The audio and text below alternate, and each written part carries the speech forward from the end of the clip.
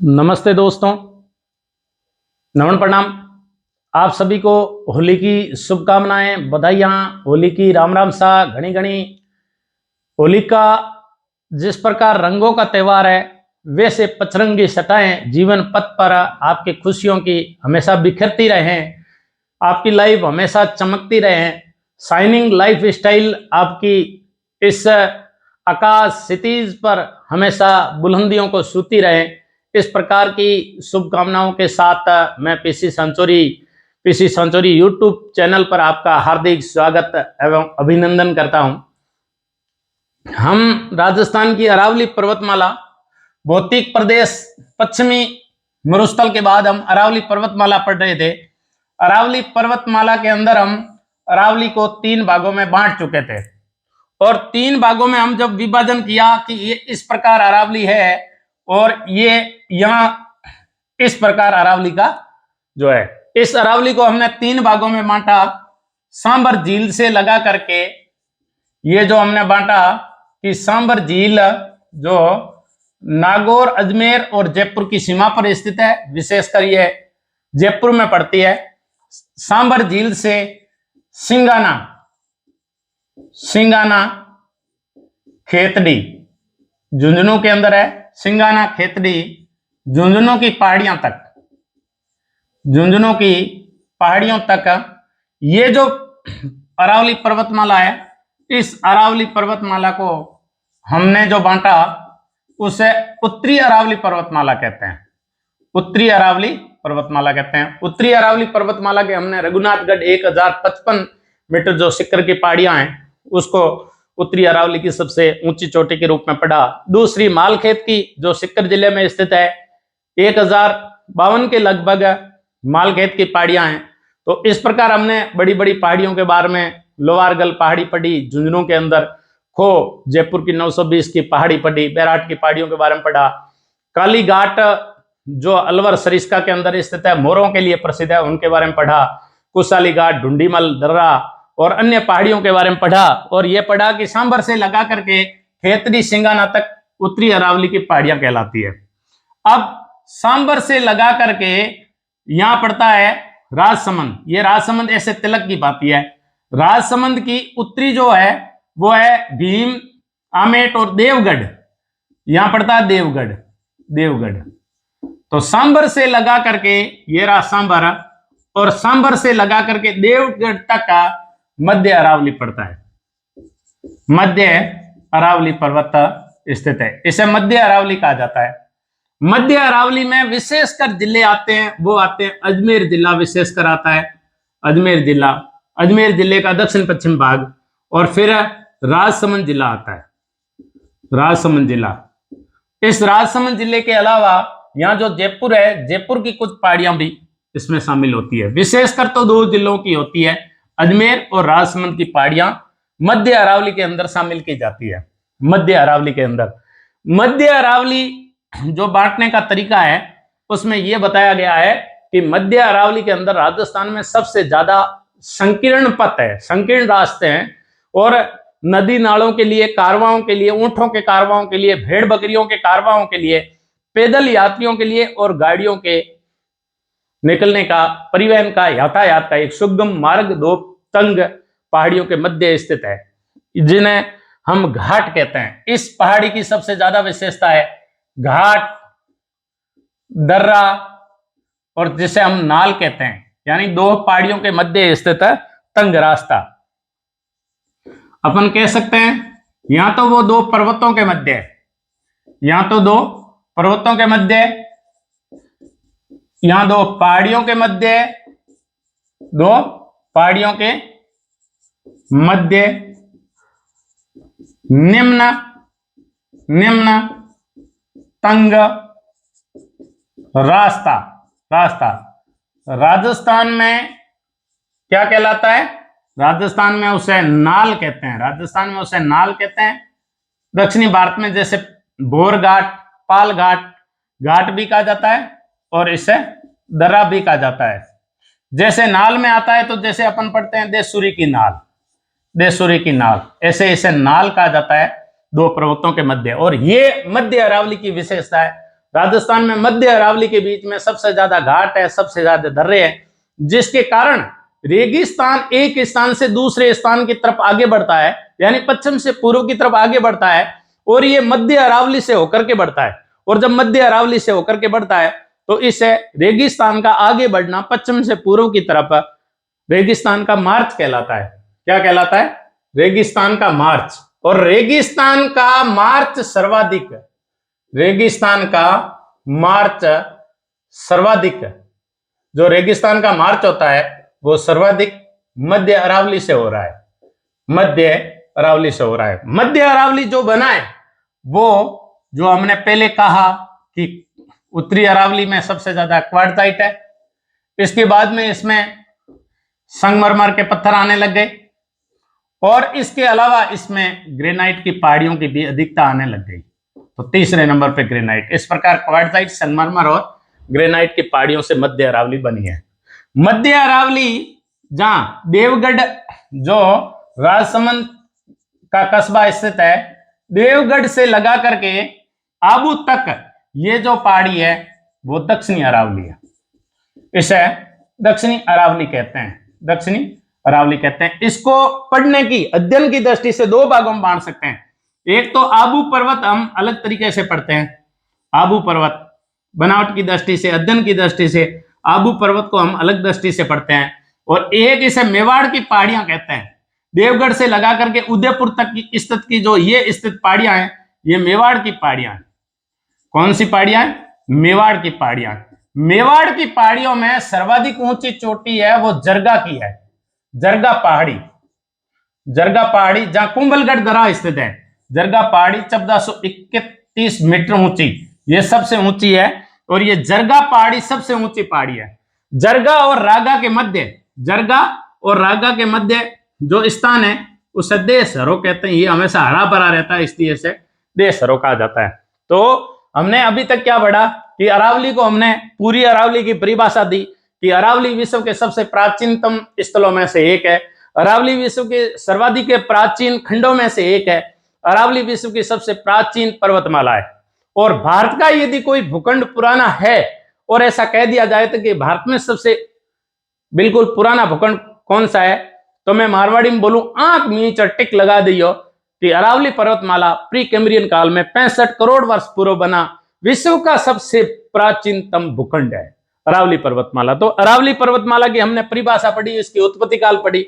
अब हमने अरावली को 3 भागों में बांट दिया कि खेतरी सिंगाना से लगा करके सांबर की पहाड़ियों तक, और विशेषकर अजमेर, नागौर के पूर्वी पहाड़ियां, सिक्कर की पहाड़ियां, झुंझुनू की पहाड़ियां, जयपुर की पहाड़ियां, अलवर की पहाड़ियां, कुसदोसा की भी पहाड़ियां इसमें शामिल होती है। और ये पहाड़ियां मिलकर के क्या कहलाती है? उत्तरी अरावली कहलाती है, उत्तरी अरावली की पहाड़ियां कहलाती है।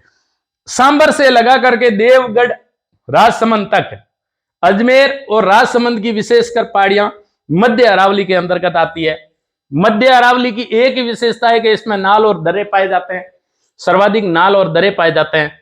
और मध्य अरावली की कुछ ऊंची चोटियां हैं, जैसे हमने उत्तरी अरावली की सबसे ऊंची चोटी रघुनाथगढ़ के बारे में पढ़ा कि वो सिक्कर में स्थित है और 1055 मीटर ऊंची है, 1055 मीटर ऊंची है रघुनाथगढ़, रघुनाथगढ़। ऐसे ही हमने पढ़ा 1052 मीटर जो ऊंची है, हमने पढ़ा कि मालखेत की पहाड़ी है, मालखेत की पहाड़ी है जो 1052 मीटर ऊंची है और वो भी सिक्कर में।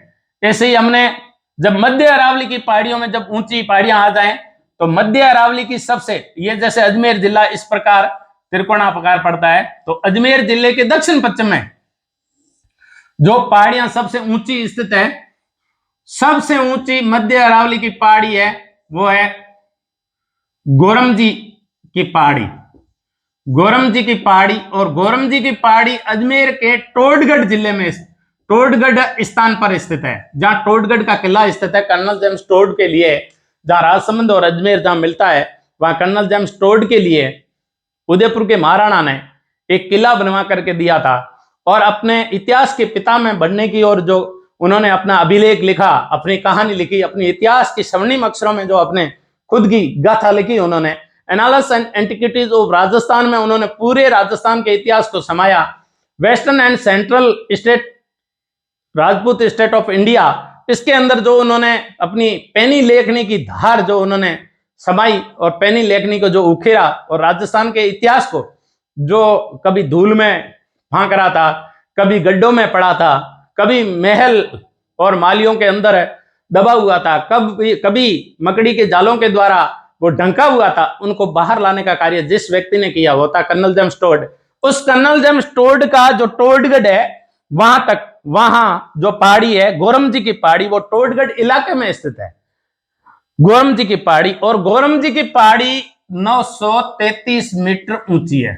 तो मध्य अरावली की सबसे ऊंची पहाड़ी है वो गोरम जी की पहाड़ी है। और याद रखना है कि गोरम जी की पहाड़ी मध्य अरावली की सबसे ऊंची पहाड़ी है। मध्य अरावली की जो दूसरी ऊंची पहाड़ी है और वो जग प्रसिद्ध है कि 873 मीटर है, और वो जो 873 मीटर है वो तारागढ़ पहाड़ी है, तारागढ़ पहाड़ी।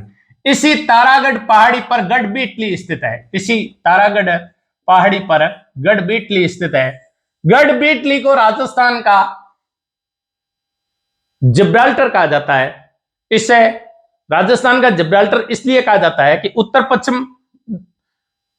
पश्चिम दक्षिण किसी भी दिशा में आप जाओगे तो पुराने जमाने में गढ़बीटली की नजरों से आप बच नहीं सकते थे, क्योंकि ये राजस्थान के हृदय में स्थित है और इसे राजस्थान की कुंजी, राजपूताना की कुंजी कहा जाता है गढ़बीटली। उस तारागढ़ जो पहाड़ी है वो 873 मीटर है और ये मध्य अरावली की दूसरी सबसे ऊंची पहाड़ी है, वो है तारागढ़। और गढ़बीटली के ऊपर तारागढ़ जो पहाड़ी है उस तारागढ़ किला स्थित है। तारागढ़ किला जो राणा सांगा के भाई थे और रायमल का बेटा था, राणा सांगा के भाई पृथ्वी सिंह सिसोदिया ने अपनी प्रिय रानी तारा के लिए यह महल बनाया था, इसलिए तारागढ़ का किला प्रसिद्ध है। तो सबसे मध्य अरावली की सबसे ऊंची चोटी है वो गोरम जी की पहाड़ी, टोडगढ़ इलाके में 933 मीटर, और दूसरी सबसे ऊंची है वो है 873 मीटर तारागढ़ पहाड़ी। तारागढ़ पहाड़ी के बाद में एक सर्पिलाकार पहाड़ी है, और सर्पिलाकार पहाड़ी है, उस सर्पिलाकार पहाड़ी से एक नदी निकलती है जो पश्चिमी राजस्थान की सबसे लंबी नदी है, जो बालोतरा के बाद में खारी हो जाती है, और वो नदी है जिसे कहते हैं लूणी नदी, और लूणी नदी इसी क्षेत्र से होकर के निकलती है। तो इस प्रकार जो दूसरी सबसे ऊंची हमने तारागढ़ पढ़ा, तारागढ़ के बाद में जब हमारी अगली जो पहाड़ी आई उस पहाड़ी को हम कहते हैं नाग पहाड़ी, और नाग पहाड़ी से ही यहां अरावली। इस पहली हमने पढ़ी गोरम जी की पहाड़ी, गोरम जी की पहाड़ी, गोरम जी की पहाड़ी 933 मीटर ऊंची है। फिर जो पहाड़ी आती है वो है तारागढ़ पहाड़ी। तारागढ़ पहाड़ी जो ऊंची है वो 873 मीटर है, अजमेर की मध्य अरावली की। और तीसरी जो सर्पिलाकार पहाड़ी है वो है नागपहाड़, और नागपहाड़ 755 मीटर ऊंचा है, 795 मीटर ऊंचा है, और इसे कहते हैं नागपहाड़। नागपहाड़ ये सर्पिलाकार है इसलिए नागपहाड़ कहते हैं। इसी नागपहाड़ की तलेटी में अन्ना सागर झील स्थित है। इसी अन्ना सागर झील को अन्ना जी ने, अन्नोराज ने 1133 से 1137 के मध्य, लगभग 1137 में इस बताया जाता है कि अन्ना सागर झील का अन्नोराज ने जो निर्माण करवाया, तुर्कों की सेना को जो पश्चिम से आक्रमण किया था, तुर्कों की सेना को मार मार करके भगा करके उनके खून के चित्रों से जो जमीन लाल हो गई थी उसे साफ कराने के लिए दो पहाड़ियों के मध्य उस भूमि के पहल बना करके उसको साफ किया गया और जल भरा गया, उसे अन्ना सागर कहते हैं। इसी नागपहाड़ी की तलहटी में अन्ना सागर झील के किनारे राजस्थान में भारत का प्रथम गुलाब का इत्र बनाया गया था। तो इस प्रकार गुलाब का इत्र भी इसी नागपहाड़ी की तलहटी में, इसी नागपहाड़ी से पश्चिमी राजस्थान की सबसे बड़ी नदी लूणी नदी निकलती है। तो इस प्रकार मध्य अरावली की तीन पहाड़ियां हैं, गोरम जी की पहाड़ी 933, तारागढ़ 873 और नागपहाड़ 795 मीटर, और अन्य भी पहाड़ियां हैं टोडगढ़ के अंदर। लेकिन इस मध्य अरावली में सबसे ज्यादा जो प्रसिद्ध बात है वो है हमारे दर्रे, जो रेगिस्तान को बढ़ावा देते हैं और रेगिस्तान को पश्चिम से पूर्व की तरफ मार्च करवाते हैं। और उन दर्रों के बीच में राजस्थान के स्थित है, राजस्थान के नेशनल राष्ट्रीय राजमार्ग स्थित है।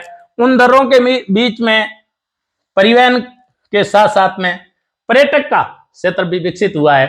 तो आइए हम राजस्थान के इसी अरावली पर्वत, मध्य अरावली पर्वतमाला के मध्य कौन कौन से दर्रे हैं उनका अध्ययन करते हैं। ये हमारा राजस्थान जो भी है, अपन राजस्थान के बीच में हम यहां पढ़ रहे थे, जैसे ये अरावली के बारे में। अब देखो मध्य अरावली के मध्य, जब हम ऐसे राजस्थान के अजमेर जिले की यूं बात करते हैं तो यूं त्रिकोणाकार है, यहां ब्यावर स्थित है। ब्यावर से एक भाग यहां पाली है और पाली इसके समानांतर ऐसे फैला हुआ है, और इधर जो हमारा राजसमंद जिला तिलक की भांति ऐसे फैला हुआ है। और राजसमंद जिले का भीम, आमेर, टोडगढ़ ऐसे पहाड़ियां। अब देखो इन जिलों के बीच में, इन जिलों में मध्य अरावली जो सांबर से शुरू होता है और देवगढ़ तक स्थित है, देवगढ़ तक। इन देवगढ़ और सांबर के बीच में खूब सारे क्या है, नाल है, नाल है, दर्रा है और घाट है। इनके बीच में तंग रास्ते हैं जिन्हें घाट कहा जाता है, जिन्हें नाल कहा जाता है, जिन्हें दर्रा कहा जाता है।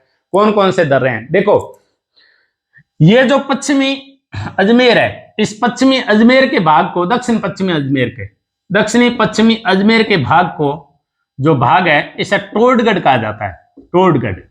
ये दक्षिण पश्चिमी अजमेर को दक्षिण पश्चिमी अजमेर से जो मिलाते हैं, वहां खूब सारे दर्रे हैं। जैसे हम एक दर्रे की बात करते हैं तो एक दर्रा आता है उत्तर पश्चिम की तरफ, पुष्कर घाट।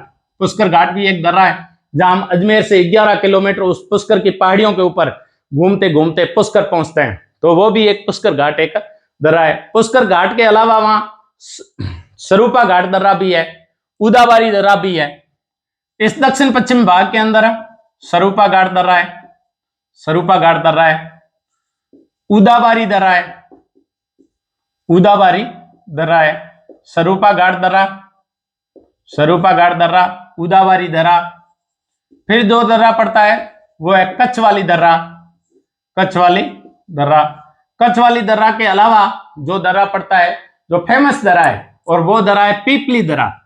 यहां स्थित है, यहां दक्षिण पश्चिम में स्थित है पीपली दर्रा, पीपली दर्रा, पीपली दर्रा। पीपली दर्रा राजस्थान का सर्वाधिक ऊंचाई पर स्थित दर्रा है, सर्वाधिक ऊंचाई पर स्थित दर्रा है, सर्वाधिक ऊंचाई पर स्थित दर्रा है। तो अजमेर के दक्षिण पश्चिम भाग में जो दर्रे स्थित है, और उत्तर पश्चिम में पुष्कर घाट, दक्षिण पश्चिम में स्वरूपा घाट, उदाबारी दर्रा, कच्छ वाली दर्रा और पीपली दर्रा, ये दर्रे स्थित है। कौन कौन से दर्रे हैं देखो, उत्तर पश्चिम में यानी अजमेर से पुष्कर की तरफ जाते हैं तो पुष्कर घाट दर्रा।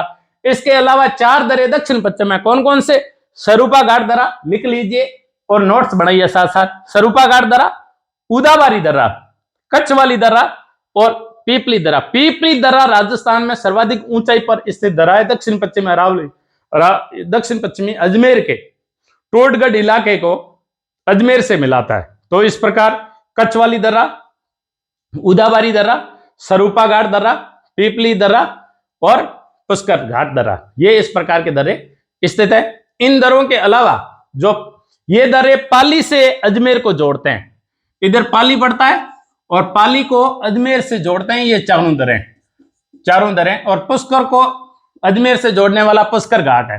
तो इस प्रकार ये 4 दर्रे हैं, पीपली घाट दर्रा, कच्छ वाली दर्रा, उदाबारी दर्रा, स्वरूपा घाट दर्रा। इन दर्रों के अलावा जब हमारी अगली बारी आती है तो देखो यहां पड़ता है बर, यहां ये बर पड़ता है, बर पाली में पड़ता है, बर पाली में स्थित है। पाली से, बर से अजमेर होते हुए जयपुर के लिए जो रास्ता जाता है, जो नेशनल हाईवे गुजरता है, और लगभग नेशनल हाईवे 14 के आसपास जो गुजरता है, और वो दर्रा है जो बर से ब्यावर को जोड़ता है, अजमेर के ब्यावर को जोड़ता है, और उस दर्रे को बर दर्रा कहते हैं। तो बर दर्रा ये जहां जयपुर जोधपुर मार्ग स्थित है, जयपुर जोधपुर मार्ग स्थित है। इस प्रकार जयपुर जोधपुर मार्ग स्थित है, जोधपुर और जोधपुर से जयपुर जो मार्ग जाता है वो बर ब्यावर दर्रे से होकर के जाता है। इनके अलावा देखो मैं बना करके बताता हूं, थोड़ा धैर्य का काम है। बिल्कुल एकदम बना करके आपको बताता हूं कि किस किस प्रकार के दर्रे हैं। जैसे हम यदि इस प्रकार अजमेर को यहां ऐसे बना दिया जाए ऐसे, तो यहां पुष्कर घाट, कछवाली दर्रा, सरूपा घाट दर्रा, पीपली दर्रा, ये उदावारी दर्रा। इसके अलावा ये जो है ब्यावर का क्षेत्र है, यहां बर पड़ता है, यहां जोधपुर पड़ता है। जोधपुर, बर, ब्यावर होते हुए जयपुर को जो रास्ता जाता है, जयपुर को जो रास्ता जाता है वो बर दर्रे से होते जाता है। बर दर्रा कहां से? जोधपुर से जयपुर जो जा रास्ता जाता है, यानी बर को ब्यावर से जो मिलाता है। ब्यावर पड़ता है वो अजमेर का भाग है, ब्यावर अजमेर का भाग है, ये ब्यावर मान लो, ये ब्यावर और ये बर पाली का भाग है। इस प्रकार बर को ब्यावर से मिलाता है वो बर दर्रा है, जहां जयपुर जोधपुर राजमार्ग गुजरता है। इसके अलावा जो दर्रे स्थित है उनके बारे में अपन बात करते हैं। खूब सारे दर्रे हैं, जैसे एक ब्यावर से मसूदा को जाता है, ये रहा ब्यावर, या ये जैसे अजमेर को थोड़ा ऐसे बड़ा कर दिया जाए तो यहां पड़ता है मसूदा, अजमेर की तहसील है मसूदा, और एक बीच में पहाड़ी पड़ती है ऐसे, इन दोनों को काटते हैं तो ब्यावर से जो मसूदा को मिलाता है, ब्यावर से मसूदा को मिलाने वाले दर्रे का नाम पखेरिया दर्रा है, पखेरिया दर्रा है। तो पखेरिया दर्रा ब्यावर को लिख सकते हैं कि ब्यावर से मसूदा को मिलाता है। पखेरिया दर्रा किसको मिलाता है? ब्यावर से मसूदा को मिलाता है। ब्यावर से मसूदा, देखो ब्यावर से बर को मिलाने वाले दर्रे का नाम क्या लिखेंगे? बर से ब्यावर को मिलाता है, बर से ब्यावर को मिलाता है, उस दर्रे का नाम है बरदर्रा, उस दर्रे का नाम है बरदर्रा। और ब्यावर से मसूदा को मिलाता उस दर्रे का नाम है पखेरिया दर्रा। और एक बीच में पहाड़ी स्थित है जो ब्यावर से विजयनगर की तरफ जाता है, जिसे शिवपुरा या सिसुरा घाट कहते हैं। अजमेर के और भीलवाड़ा की सीमा पर स्थित है विजयनगर, और खारी नदी के किनारे स्थित है विजयनगर। तो इस प्रकार ये जो विजयनगर है, ब्यावर से विजयनगर की तरफ अपन आते हैं, विजयनगर पड़ता है, विजयनगर अजमेर में विजयनगर, और फिर पड़ता है ब्यावर अजमेर। इनके बीच में एक पहाड़ी और तंग दर्रा है। ये जो दर्रा है, इस दर्रे को कहते हैं शिवपुरा घाट।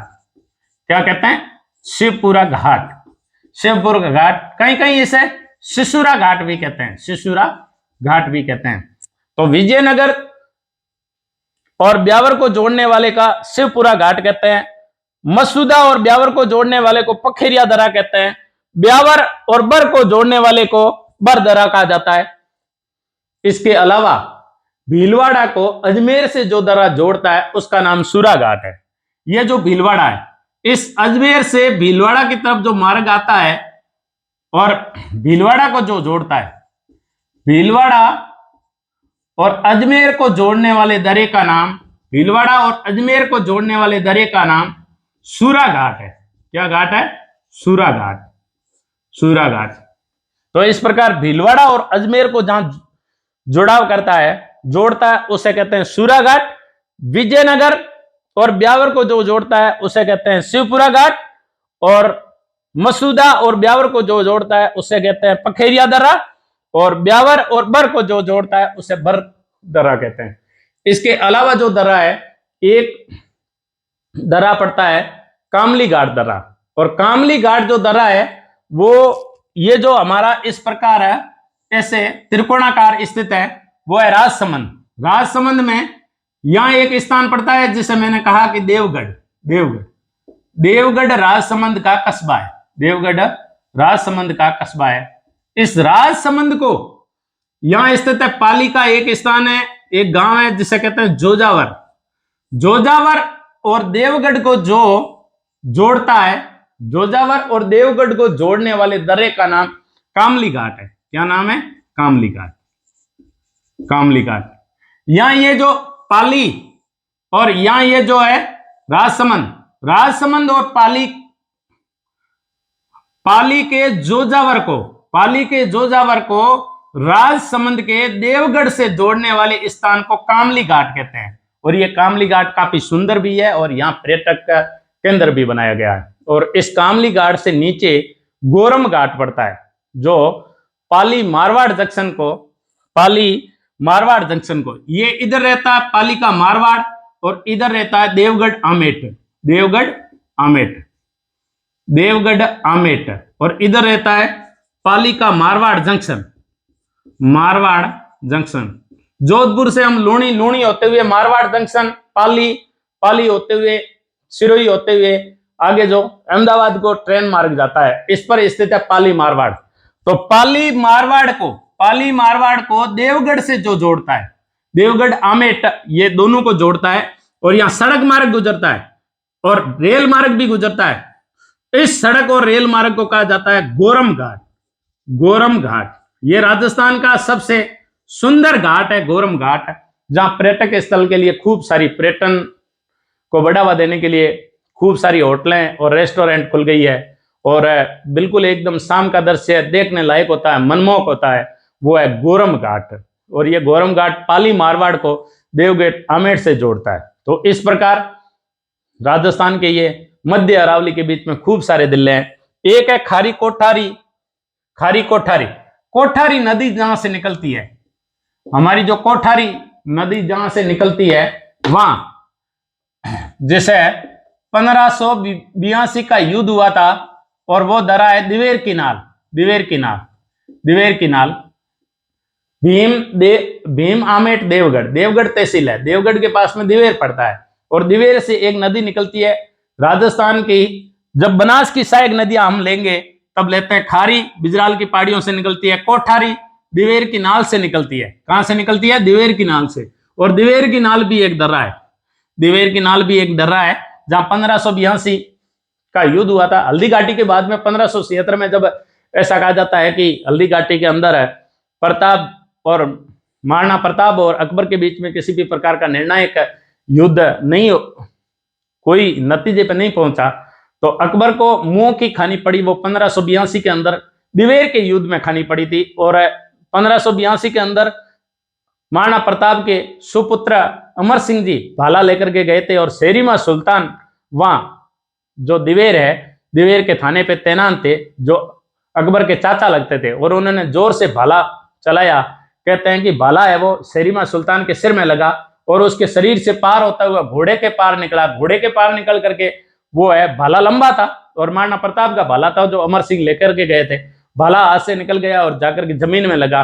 तो कहते हैं कि दोनों को बीनता हुआ, घोड़े और अस्वार को बीनता हुआ भाला जब जमीन में जाकर के लगा, तो जमीन के अंदर अपने आप रोपने की दृष्टि से आ गया। तो रोपने की जब दृष्टि में आ गया, तो कहते हैं कि उन भाले के ऊपर घोड़े और शेरीमा सुल्तान का जो ताबूत टंगा देखा, तो मुगल सेना उल्टे मुंह में भाग खड़ी हुई।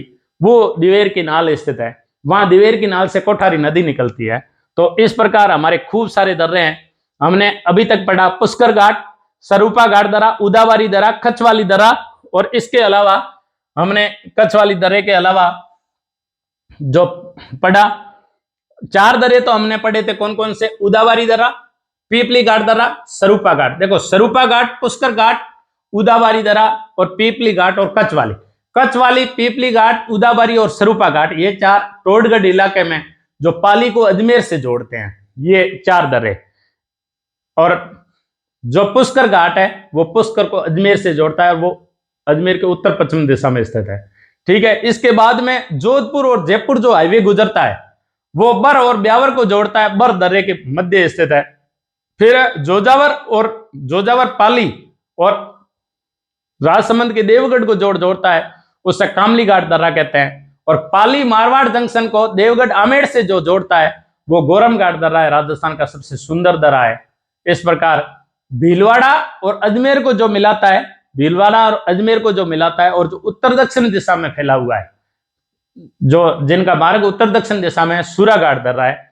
अतः मसूदा और ब्यावर को जो मिलाता है वो पखेरिया दर्रा है, और ब्यावर और विजयनगर को जो मिलाता है वो सिसुरा और शिवपुरा घाट है। इस प्रकार ये राजस्थान के मध्य अरावली के दर्रे हैं। इसके अलावा हमने ये भी पढ़ा कि गोरम जी की जो ऊंचाई थी वो 933 थी, तारागढ़ की ऊंचाई थी वो 873 थी, और नागपाड़ की ऊंचाई थी वो 795 मीटर थी। और ये इस प्रकार, और क्वार्टजाइट ग्रेनाइट और संगमरमर से मध्य अरावली की पहाड़ियां बनी हुई हैं। मध्य अरावली है वो हमने सार रूप में ये पढ़ा कि कहां से है, सांबर से देवगढ़ तक है। और दो जिले इसमें प्रमुखता से आते हैं, अजमेर की पहाड़ियां आती है और राजसमंद की पहाड़ियां आती है।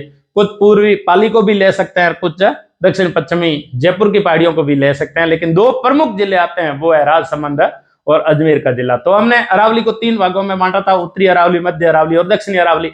अभी हमने उत्तरी अरावली पढ़ ली, मध्य अरावली पढ़ ली, और नेक्स्ट एपिसोड देखना मत भूलिए दक्षिणी अरावली। और दक्षिणी अरावली को हम 2 भागों में बांटेंगे, आबू पर्वत और मेवाड़ की पहाड़ियां, और उनको बड़े रोचक तरीके से पढ़ेंगे कि आबू पर्वत और मेवाड़ की पहाड़ियों को दोनों यानी घोराट के पठार को हमने अलग अलग भागों में बांट करके क्यों पढ़ा, क्या है आबू पर्वत की विशेषता और क्या है मेवाड़ की चट्टानों की विशेषता, और उनके अंदर किस प्रकार महाराणा प्रताप के आज भी पगलिए और महाराणा प्रताप के स्वतंत्रता के सेनानी की आज भी चरण रज उन पहाड़ियों के मध्य आज भी फैली हुई है, जहां पूरा हिंदुस्तान आकर के तिलक करता है और हिंदुस्तान आकर के उनको माथे पे लगाता है।